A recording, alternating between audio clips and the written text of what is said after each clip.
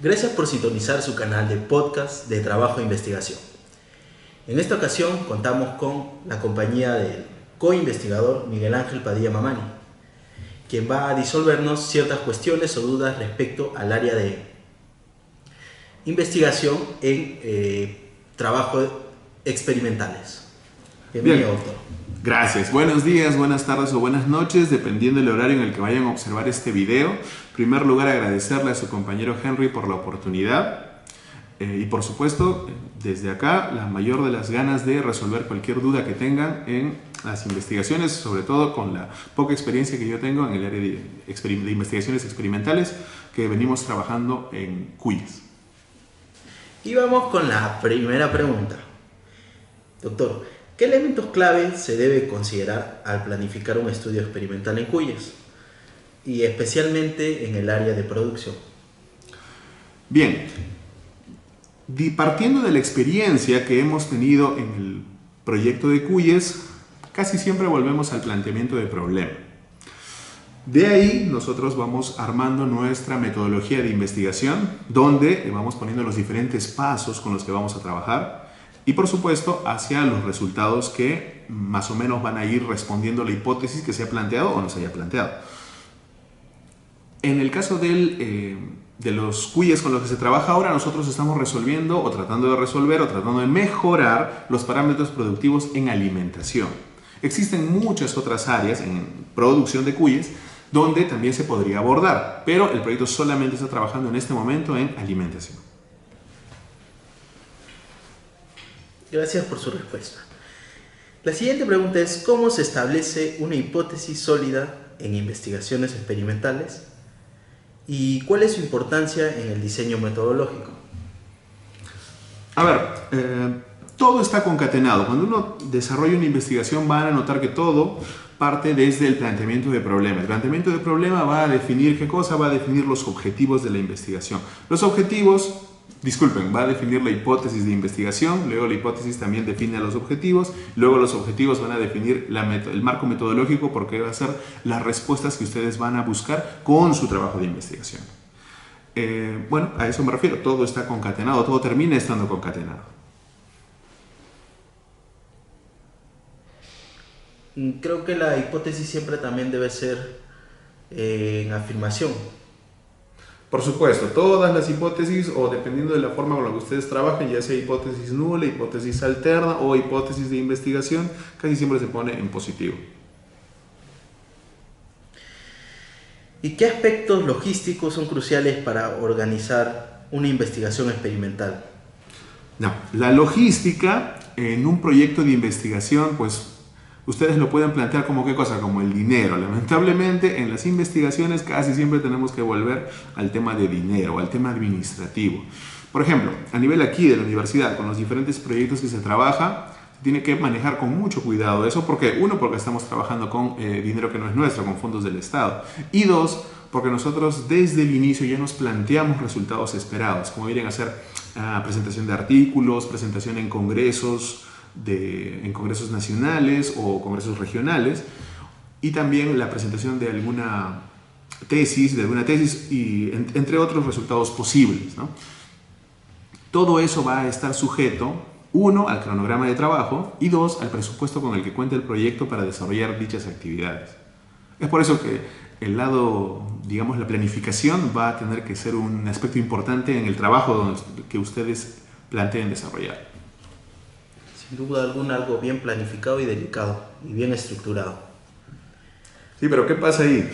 Lo que ocurre y lo que van a descubrir cuando ustedes desarrollen su propio trabajo de investigación es que se presentan imprevistos, se presentan ocurrencias.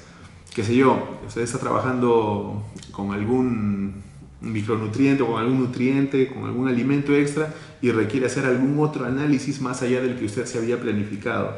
Eso implica reprogramar, implica ajustar, tema presupuestario, por ejemplo, y pues son ocurrencias que se dan durante el proceso, durante el desarrollo experimental, y van a tener que también planificar para imprevistos. Sí existe esos rubros, al menos en el tema de investigación aquí en la universidad. Un fondo adicional, una bolsa. Más o menos. Correcto, doctor.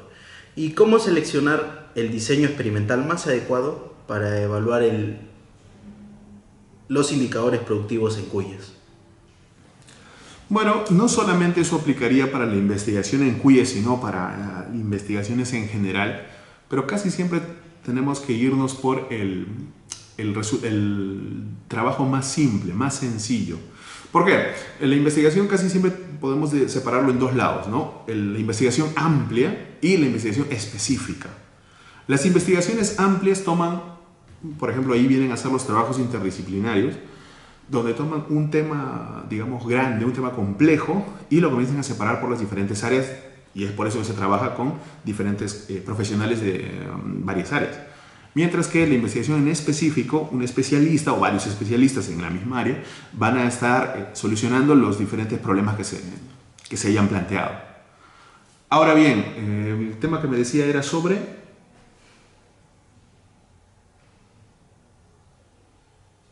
Indicadores productivos. No, ¿cómo es que no?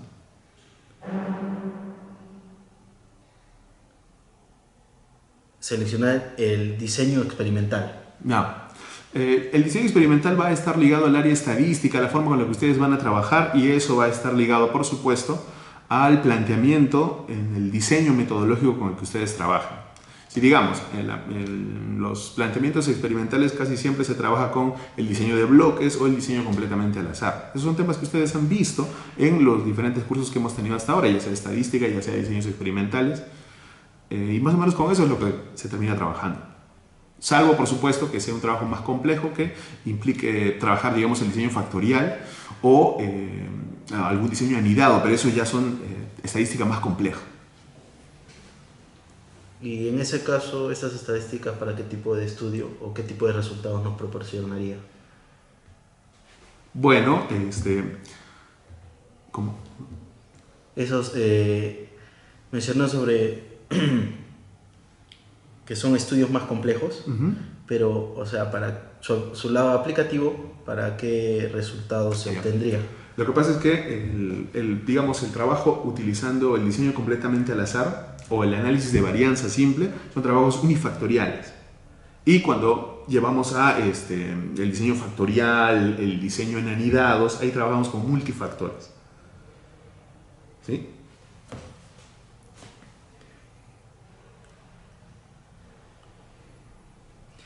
Nuestra siguiente pregunta es: ¿qué importancia tiene el control de las variables y cómo éste puede garantizar la validez del experimento? Bueno, tenemos varios tipos de variables con las que se trabaja, ¿no? La variable de investigación, pueden ser variables externas a la investigación.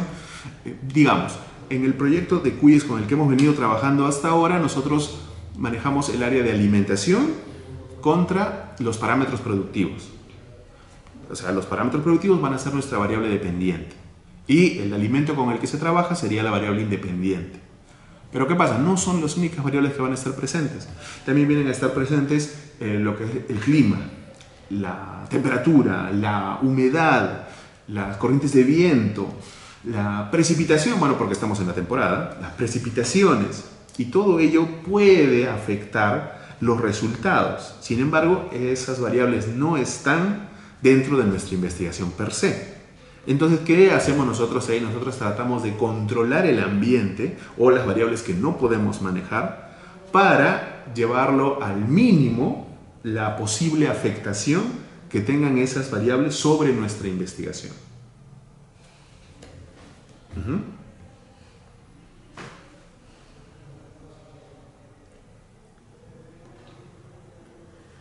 ¿Y qué estrategias se pueden usar para definir grupos experimentales y de control que aseguren unos resultados confiables en nuestro trabajo experimental? A ver, cuando hablamos de estrategias sería más que todo un requerimiento. En el caso de los trabajos experimentales siempre tenemos que volver a la uniformidad. ¿Qué sé yo? Se quiere probar un fármaco, digamos. Un fármaco en vacunos. ¿Ya? Las vacas van a tener que ser similares. O sea, vacas de la misma edad, de la misma raza, que reciban el mismo tipo de alimento, el mismo tipo de agua. ¿Para qué? Porque solamente queremos estudiar el efecto de susodicho fármaco en esos animales. Ahora, si también se quiere trabajar, por ejemplo, con el tema de separarlo por razas, o sea, digamos, nuevamente volvemos al tema de ese fármaco. ¿Cómo afectaría ese fármaco a las Holstein, a las Brown Swiss, a las criollas, qué sé yo, o alguna otra raza que se puede incluir? Eso solamente porque estamos hablando del tema de acá de Tacna. Eso también se tendría que considerar. Pero en general la norma es que las unidades experimentales sean lo más parecidas posibles entre sí.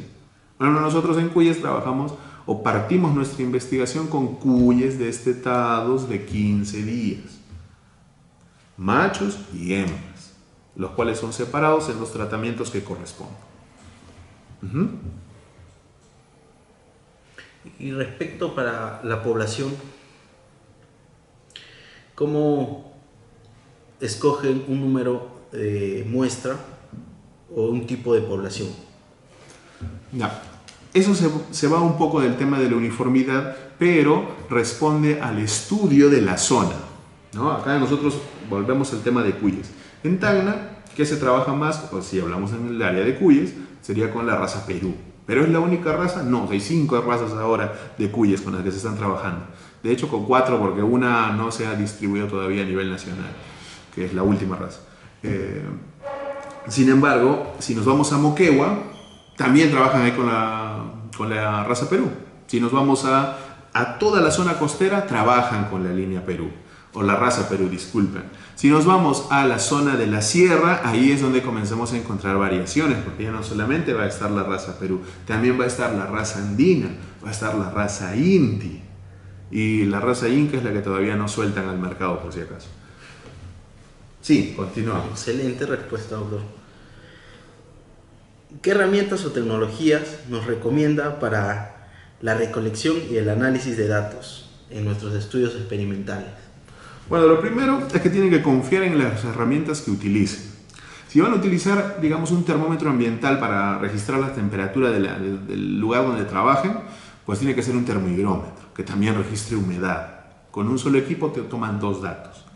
Si, digamos, están trabajando ganancias de peso, ahí se utiliza una balanza. Y van a tener que utilizar una balanza en la que confíen. No van a comprarse esas balanzas que no tienen ni siquiera un dígito de gramos. Una balanza de kilos con gramos, por ejemplo. Ahí nos vamos a la confiabilidad de las máquinas en cuanto a su margen de error. ¿Por qué? ¿Qué pasa? Todas las investigaciones, o al menos todas las investigaciones con las que uno trabaja aquí, digamos, tienen que estar sujetas a qué cosa, a poder publicar, más allá del hecho de que no se haga, tienen que estar sujetos a una posible o una potencial publicación. Pero esos trabajos que se quieran publicar pues tienen que ser confiables. ¿Y cómo se vuelven esos trabajos confiables? Utilizando equipos confiables. Ahí nos vamos al tema de calibración de equipo, a nivelación, si es, qué sé yo, algún lector de superficies, por ejemplo. Eso ya excede al tema de veterinaria, pero también se puede trabajar así. Equipos de alta precisión. Exacto, equipos no necesariamente de alta precisión, porque eso ya excedería el trabajo de pregrado, sería posgrado, pero equipos de precisión, sí. Ahora, me estaba hablando no solamente del tema de equipos, sino también de programas. Ahí también tienen que ver, no van a descargar cualquier programa de internet y van a utilizar, no, también tienen que utilizar programas confiables. Por ejemplo, en el caso de software estadístico, existen varios programas con los que se puede trabajar. Está el SPSS, está el StatGraphics, está el Minitab, y el programa que ustedes han trabajado en el curso de estadística, que es el RStudio, por ejemplo, el curso de código abierto. Esa es la razón por la que es tan valioso, porque es gratis. Si no, vamos a estar todos trabajando con versiones piratas de los programas que mencioné anteriormente. Continuemos. ¿Y cómo diseñar un cronograma efectivo que optimice nuestro tiempo y los recursos durante el experimento? Bueno, lamentablemente volvemos aquí a hablar al tema de presupuesto. ¿Por qué? Porque la toma de datos, el tiempo de experimentación, pues va a estar sujeto al presupuesto con el que ustedes trabajen. Y también va a estar sujeto al ciclo productivo, si estamos hablando de trabajos experimentales, del animal con el que se trabaje. En el área de pollos, por ejemplo, jamás va a exceder los 45 días, salvo que estemos hablando de gallinas ponedoras, ¿no? Si estamos hablando de pollos de carne, solamente estaría en ese rango de 0 a 45 días. En el caso de los cuyes, solamente excede o perdón, llega hasta los 60 días, no pasa de los 70 días, no puede pasar de los 70 días por el tema de la pubertad. En el caso de los cerdos es igual, solamente, o no puede exceder tampoco el tema de los 6 meses, porque también va a llegar a la pubertad en los porcinos, ¿no? Y eso se convierte en un problema por el tema del olor. Sí, continuamos. Doctor, ¿qué acciones podemos tomar si los resultados preliminares no son concluyentes o presentan cierta inconsistencia? Bueno, yo siempre les voy a recomendar que sean honestos con su trabajo, ¿no? Siempre les voy a recomendar que no traten de manipular, porque ahí es donde entramos a la manipulación. Total transparencia. Exacto, tiene que ser con total transparencia. Que sus resultados, digamos, no sean los que usted ha esperado, porque casi siempre se espera que los resultados sean positivos y en muchos casos no salen, no lo son, pero ustedes por ende tienen que presentar esos resultados. Eso es para que, digamos, otro investigador revise su trabajo y diga, ah, ya, sale negativo, entonces, ¿por qué sale negativo? Puedo profundizar una investigación ahí. Se pueden buscar razones, tal vez en realidad no sea negativo y haya sido resultado de otra cosa, algún evento, tal vez ese día llovió o ese día hubo qué sé yo, alguna otra actividad climática que haya podido alterar sus resultados, ¿no? Estamos hablando de temas de crianza de animales. Vamos a poner un ejemplo, y siempre puedo volver a un ejemplo que es relacionado al nerviosismo de los cuyes. Eso nos ha pasado en el proyecto. Ocurrió que estábamos con un proceso de crianza y justo vinieron a pintar al lado de nuestro galpón. ¿Qué pasó? La compresora hace bulla. Entonces los cuyes se pusieron nerviosos, exacto, se estresaron y ese día se cayó la ganancia de peso. Ese día se cayó la ganancia de peso. ¿Por qué? Por justamente el tema del estrés de los animales. Y ya pues, eso está fuera de los parámetros de investigación normal. No sabíamos que habían ido a pintar, esa información la obtuvimos mucho después. Porque era que los animales ese día precisamente habían dejado de ganar peso, se habían estresado por los pintores.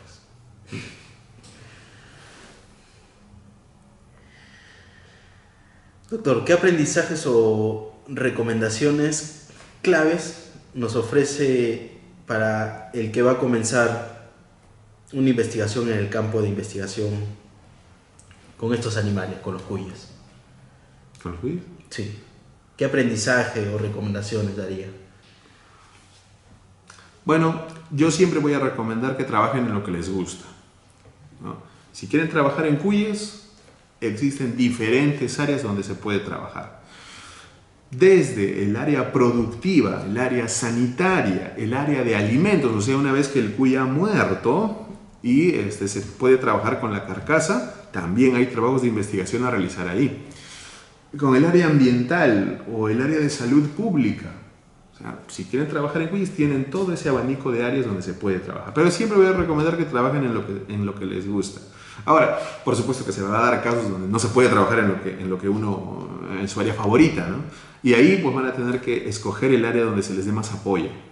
Tal vez por eso su pregunta estaba dirigida hacia los cuyes, porque en el proyecto de investigación con el que estamos trabajando ahora estamos apoyando no solamente a, digamos, el tesista que de por sí nosotros tendríamos que tener, sino que estamos apoyando a otros tesistas que quieran trabajar en el área de cuyes. Llevamos como 3.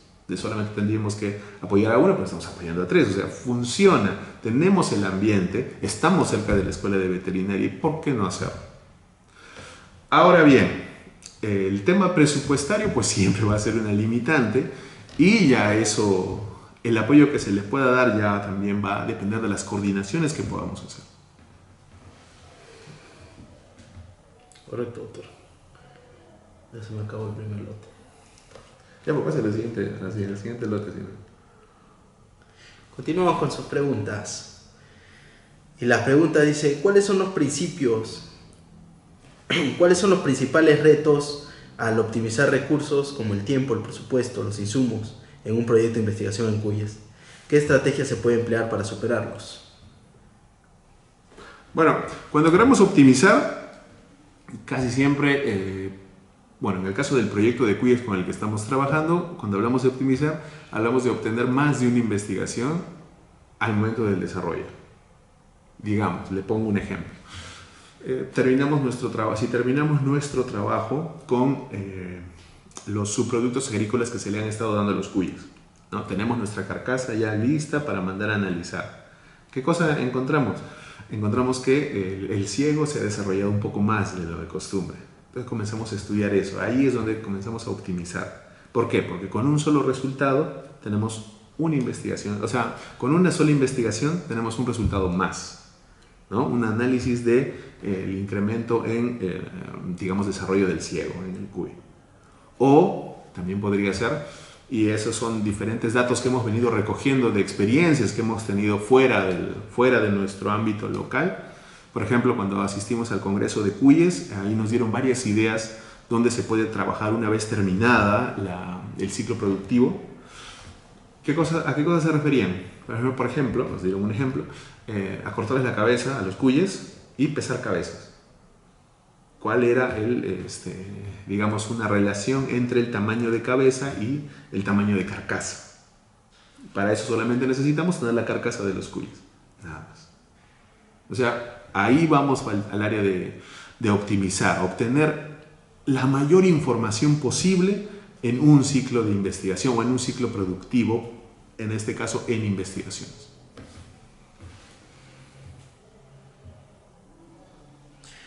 ¿Y qué criterios utilizaríamos para integrar los enfoques interdisciplinarios que combinen, digamos, zootecnia, biología, otras carreras, que puedan maximizar el valor de los resultados obtenidos? Esta pregunta es un poquito compleja, pero digamos que la respuesta a ello es lo más amigable posible. ¿Por qué? Porque con un solo trabajo nosotros podemos, digamos, asociarnos con varios investigadores de diferentes áreas, de diferentes carreras profesionales. Digamos, en el estudio de sostenibilidad, que es un área en la que no hemos trabajado mucho, o sea, a nivel de veterinaria. ¿Qué pasa? La sostenibilidad se divide en tres: sostenibilidad ambiental, sostenibilidad social y sostenibilidad económica. Ahora, nosotros como veterinarios podemos tomar la sostenibilidad ambiental, digamos, de una producción, pongámosle, de cuyes, ¿no? ¿Qué pasa? No podemos agarrar el área social, no tenemos mucho conocimiento en ese rubro. No podemos agarrar tampoco mucho el área económica, o sea, sí podemos, pero para hacer un estudio profundo, para hacer un estudio más confiable posible, necesitamos un especialista en esa área. Entonces, ¿qué sería? Por ejemplo, en el área social tendríamos que llamar a un sociólogo o tendríamos que llamar a un psicólogo para poder trabajar, o para que nos ayude o para que nos asesore con esa área, y ya con eso es parte del trabajo. Para el área económica tendríamos que traer un economista o a un contador, un administrador, alguien que también esté más familiarizado con nosotros en ese tema. Y de esa manera ya tenemos un especialista más en nuestro equipo o en el desarrollo de nuestra investigación. Digamos, mismo trabajo, seguimos hablando en el estudio de sostenibilidad. ¿Qué cosa comen los cuyes? Los cuyes comen forraje. Entonces tendríamos que añadir a un ingeniero agrónomo para que nos dé más detalles sobre el forraje con el que se está trabajando, sobre el suelo donde está el forraje con el que se está trabajando, y así. De esa manera seguimos siguiendo en el trabajo con la sostenibilidad, y estaríamos abarcando 5 diferentes carreras, ¿no? Que sería sociología, veterinaria, economía y agronomía. Y tendríamos diferentes colegas trabajando en la investigación. Correcto, doctor. ¿Qué técnicas podríamos garantizar o qué técnicas podrían garantizar la selección de una muestra representativa que refleje con precisión las condiciones de producción de cuyes en diferentes contextos? Bueno, eso va a depender mucho del contexto en el que uno esté, ya que usted me habló del contexto. Si estamos en Tacna, será la línea Perú, siempre. Sí, o bueno, casi siempre, dependiendo. Si estamos en la zona costera de Tacna, trabajaríamos con la línea Perú. En Moquegua, en Arequipa, siempre que estemos hablando de la zona costera peruana, va a estar mayoritariamente dominado por la raza Perú. Nos vamos a diferentes pisos ecológicos, eso no se va a garantizar, eso va a cambiar. Ahí es donde tenemos, ¿qué cosa? la aparición de los criollos. Los criollos son animales más adaptados a la zona donde se trabaja. Vamos a poner un ejemplo de vacunos, ¿no? Aquí en Tacna, ¿con qué se trabaja más? Con Holstein, bueno, los que todavía trabajan con vacunos, evidentemente. Tenemos en su mayoría Holstein, y los que trabajan con carne, o con producción de carne, trabajan con Bron Suisse. Sin embargo, a nivel de la Sierra de Tacna no va a ser ese el caso. Trabajan ahí mucho más con criollo mejorado, como le dicen, y Bron Suisse. ¿Por qué? Porque son más resistentes a la zona donde están. Entonces, si vamos a escoger animales para una investigación, va a tener que ser animales que sean productivos o que sean factibles en esa zona. Yo no me voy, por ejemplo, a Candarave llevando Holstein desde acá, se me van a enfermar todos en el camino y no voy a poder trabajar. Voy a tener que llevarme Bron Suisse para trabajar, o voy a tener que tomar animales de esa zona. Lo ideal sería tomar animales de esa zona para llevar a cabo mi investigación sobre lo que sea, pero en esa zona. Doctor, ¿qué sistema de monitoreo se podría implementar para garantizar la calidad y la consistencia en cuanto al registro de los datos durante la ejecución del experimento? ¿Qué sistema de monitoreo? En cuanto al sistema de monitoreo, se trabaja con los cuadernos de campo. A nivel de un galpón experimental o de un módulo experimental, trabajan con cuadernos de campo. Mis registros. Exacto, esos son los registros con el que el personal, porque no necesariamente el investigador va a ser el que está atrás, pero esos cuadernos van a estar presentes, y porque tenemos que tener varios cuadernos. Uno es el cuaderno de ocurrencias, otro es el cuaderno o registro de ocurrencias, registro de pesos, registro de alimento, y así. Por ejemplo, en el registro de ocurrencias se iba a poner si es que el animal se ha enfermado, si es que ha habido algún ingreso de algún roedor, algún animal de fuera. Todo eso se tiene que considerar. En el registro de pesos, que son pesos, digamos, que se hacen a nivel semanal. Ajá. Entonces todo eso va ahí. ¿Eso es para qué? Para darle seguimiento. ¿Y para qué? Para tener datos más confiables. Existe ahora la tendencia en las publicaciones en revistas de alta confianza, en revistas indexadas, que uno también entregue sus datos en bruto. O sea, no solamente los datos procesados, sino también te piden que uno entregue los datos en bruto eso se llama raw data en inglés. Le piden eso para, digamos, ellos también tener la certeza de que usted no se está inventando la información. ¿Cómo mostrar mi bitácora también? Exacto. No, solamente les piden los datos. Por ejemplo, en el caso de mis datos en físico, ¿no? No, tampoco eso. Se refieren a, digamos, si nosotros hemos estado trabajando con la ganancia de peso de animales, nos piden eso. Nos piden los pesos semanales. Y eso, presentarlo. ¿Eso para qué? Nuevamente para lo que me dijo, para confiabilidad de la información.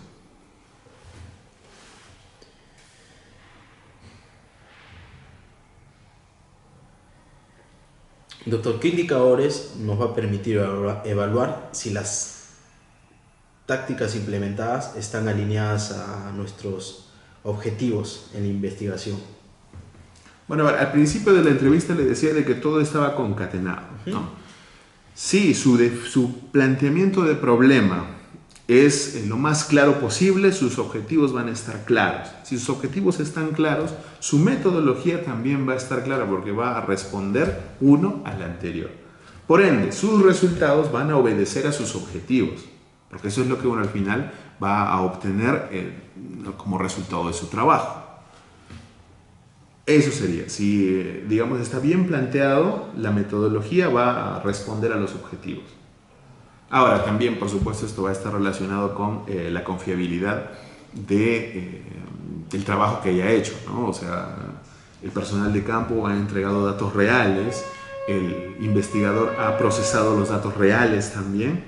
¿Y eso también para qué sirve? Para la replicabilidad, porque todos los trabajos de investigación tienen que ser factibles o tienen que ser, por supuesto, tienen que poder ser replicados en otra zona. Digamos, yo trabajo acá en Tacna, tengo mis resultados del proyecto de Cuyes, por ejemplo, y alguien que está en Moquegua toma la información que haya sido pública y dice, ya, voy a probar con lo mismo, debe darme un resultado similar, voy a verificar su investigación. Entonces lo replica y le da resultados parecidos. No le va a dar datos idénticos, le va a dar resultados parecidos.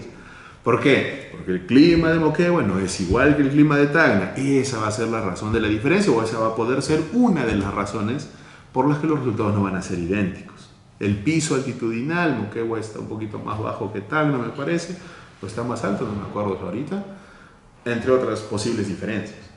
Eso también ayuda para establecer ciertos márgenes de conocimiento, ¿no? Claro, por supuesto. Con nuestra última pregunta de este podcast de trabajo e investigación es, una vez ya obtenido el proyecto ejecutado, ¿qué estrategias de comunicación y difusión considera usted para que los resultados de investigación sean útiles y aplicables tanto para los productores como para personal científico académico? Bueno, ahí tenemos dos caminos, ¿no? Porque está hablando de la población y otro, digamos, el área científica o los colegas, ¿no? O sea, el área de divulgación científica es una cosa y el área de divulgación a la población sería otra. Podemos utilizar en el lado científico pues las publicaciones en las diferentes revistas que sea factible de publicar, y lo otro sería temas de extensión, como nosotros le llamamos, presentarse en ferias, presentarse en, qué sé yo, en congresos donde asista también la población potencialmente beneficiaria. Digamos, nosotros trabajamos con dietas en cuyes. ¿Dónde queremos ir? Queremos ir con los criadores de cuyes. Entonces, ¿a dónde nos vamos? Nos vamos a una feria ganadera. Entonces, nos ponemos ahí nuestro puesto y presentamos nuestros resultados y mostramos nuestro alimento. Eso hemos podido hacer. Ahora todavía queremos hacer eso de nuevo con el proyecto 3. Entonces, en el proyecto 2 hemos podido hacer eso.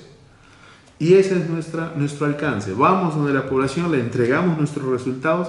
Claro que ellos nos piden datos mucho más sencillos, no le vamos a entregar toda nuestra información, ¿no? Ellos nos piden cuánto ha mejorado, o nos preguntan, ¿ha mejorado o no ha mejorado? No. Sí ha mejorado. Ahora luego nos preguntan, ¿y cuánto cuesta esta mejora? ¿Es válido para mí replicar su trabajo en la realidad, o sea, en mi producción de cuyes? Esas son las cosas que van a preguntar los usuarios, porque terminan siendo nuestros potenciales clientes incluso. Muchas gracias. Entonces, agradecemos la participación del doctor Miguel Ángel Padilla Mamani, y esto ha sido todo en este podcast de trabajo e investigación. Gracias. Gracias a ustedes también, espero que les haya servido. Hasta luego. Ya. ¿Dónde aprieto? Ahí, el botón, este botón. Este.